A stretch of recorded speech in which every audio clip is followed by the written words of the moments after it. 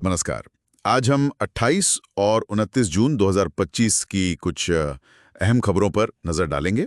भारत और दुनिया में क्या चल रहा है उसकी एक झलक मिलेगी। हमारे पास कई स्रोतों से जानकारी है, तो चलिए देखते हैं क्या खास है। शुरुआत भारत से करते हैं। ओडिशा से एक काफी दुखद खबर है। 29 जून की सुबह एक मंदिर के बाहर भगदड़ मच गई। हाँ, मैंने पढ़ा।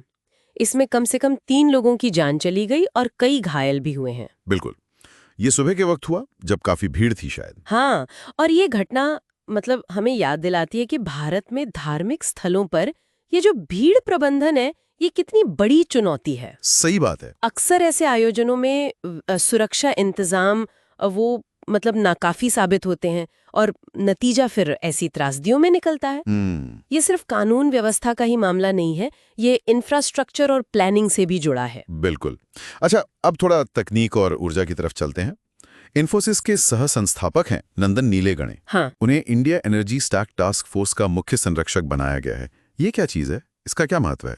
देखिए, ये जो इंडिया एनर्जी स्टैक है, इसका लक्ष्य है भारत के ऊर्जा क्षेत्र के लिए एक डिजिटल बुनियाद तैयार करना। ओके। जैसे आधार और यूपीआई ने पेमेंट सिस्टम के लिए किया ना, वैसा ही कुछ ऊर्जा के लिए। अच्छा। तो नीलेकणी का जो अनुभव है, वो इस महत्वाकांक्षी प्रोजेक्ट को दिशा देने में काफी अहम हो सकता है। हाँ, इसका मकसद है ऊर्जा वितरण को ज्यादा कुशल बनाना, नवीकरणीय ऊर्जा को बढ़ावा देना और शायद उपभोक्ताओं को भी ज्यादा कंट्रोल देना। अच्छा, तो ये भारत के ऊर्जा आधुनिकीकरण की दिशा में एक बड़ा कदम माना जा रहा है। ये तो वाकई दिलचस्प लग रहा है।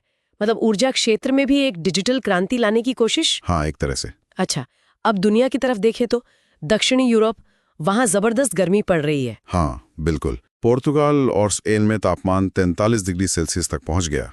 बाप रे।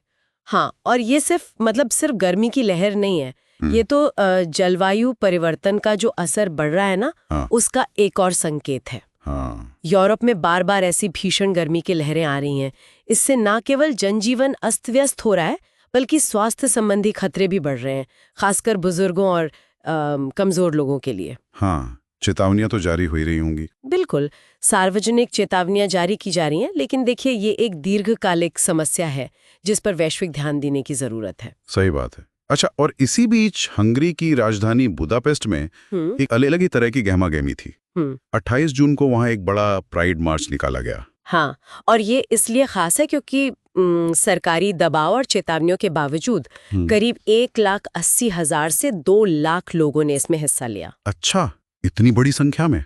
हाँ, हंगरी में आपको पता होगा, हाल के वर्षों में LGBTQ+ अधिकारों पर सरकारी नीतियां काफी सख्त हुई हैं। तो ऐसे में ये मार्च सिर्फ एक उत्सव नहीं था, बल्कि सरकार की नीतियों के खिलाफ एक बड़ा विरोध प्रदर्शन भी था। ओके। ये दिखाता है कि नागरिक अधिकारों के लिए लोग आवाज उठाने को तैयार हैं, भले ही माहौल कितना भी चुनौतीपूर्ण क्यों ना हो। बिल्कुल। अब बात करते हैं अंतर्राष्ट्रीय कूटनीति की। हेग में नाटो का शिखर सम्मेलन हुआ। इसमें क्या खास रहा? हाँ, उसमें 2 मुख्य बातें रहीं। पहली तो ये कि सदस्य देशों ने रक्षा खर्च को अपनी GDP के 5% तक बढ़ाने का संकल्प लिया है। 5%? ये तो पहले के लक्ष्य से काफी ज्यादा है। हाँ। पहले 2% का लक्ष्य था। ये काफी बड़ा बदलाव है, और ये यूक्रेन युद्ध के बाद जो बदली हुई सुरक्षा स्थिति है ना, उसको दर्शाता है। और दूसरी बात? दूसरी अहम बात, अमेरिका के पूर्व राष्ट्रपति ट्रंप और यूक्रेन के राष्ट्रपति ज़ेलेंस्की के बीच यूक्रेन को लेकर हुई बातचीत भी चर्चा में रही। अच्छा। कर जो अनिश्चितता है उसके संदर्भ में। तो ये सम्मेलन दिखाता है कि वैश्विक सुरक्षा परिदृश्य लगातार बदल रहा है। तो हमने देखा कि कैसे कुछ ही दिनों में स्थानीय त्रासदियों से लेकर तकनीकी पहल, मौसम की ऐसी मार, सामाजिक अधिकारों की लड़ाई और वैश्विक सुरक्षा समझौतों तक कितनी अलग अलग तरह की घटनाएं सामने आईं। बिल्कुल, ये सारी खबरें एक साथ मिलकर दुनिया की मौजूदा तस्वीर बनाती हैं। कहीं चुनौतियां हैं तो कहीं नई उम्मीदें भी दिखती हैं। हाँ। और ये भी साफ है कि स्थानीय घटनाएं हो या वैश्विक मुद्दे, सब एक दूसरे से जुड़े हुए लगते हैं। चाहे वो जलवायु परिवर्तन का असर हो, जैसा हमने यूरोप में देखा, या फिर भू राजनीतिक तनाव, इनका प्रभाव हर जगह महसूस होता है। हाँ, ये सोचने पर मजबूर करता है कि एक तरफ तो हम तकनीकी तरक्की और वैश्विक सहयोग की बात कर रहे हैं, बिल्कुल, वहीं दूसरी तरफ ये पुरानी समस्याएं जैसे भीड़ प्रबंधन या फिर नई चुनौतियां जैसे जलवायु परिवर्तन और सामाजिक अधिकार, ये सब लगातार हमारे सामने आ रही हैं।